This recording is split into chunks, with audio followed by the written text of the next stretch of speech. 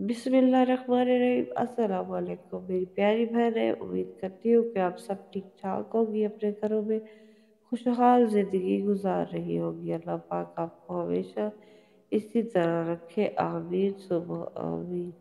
और आपने जो वजीफ़ा मैं लेकर आई हूँ आपके लिए, वो बहुत ही आसान सा वजीफ़ा है, क्योंकि कमेंट्स जो आते रहते हैं बहनों के, वो सब ऐसे ही होते हैं। कमेंट्स बहुत ज़्यादा होते हैं इस टॉपिक पे, तो मैंने वीडियो ही बना दी और आपको दिखा रही हूँ कि आप लोग देख लें कि शौहर हमेशा काबू में ही रहेगा।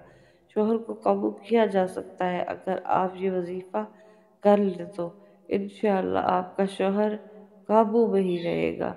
आप बस आज से ही ये वजीफ़ा शुरू कर दें और फिर देखें कि आपका शौहर किस तरह से आपके काबू में रहता है।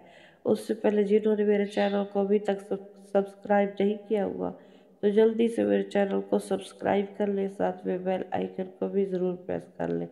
वीडियो को लाइक और शेयर भी कर दें, और कमेंट में जिन्होंने खसूसी दुआ में शामिल होना है अपना नाम टाइप करें, और खसूसी जिन्होंने अपने लिए वजीफ़ा पूछना है वो भी कमेंट में अपना नाम टाइप कर दें। आपने या गफ़्फ़ार या गफ़्फ़ार या गफ़्फ़ार ये पढ़ना है, या फिर अपनी मर्ज़ी का इसम भी रख सकती है।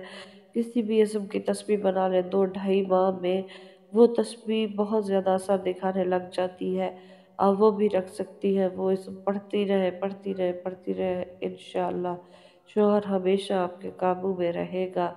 और अगर आपने कोई दुआ करवानी है तो आप कमेंट पे अपना नाम, अपनी वालदा का नाम लाजमी टाइप करें, आपके लिए दुआ भी की जाएगी।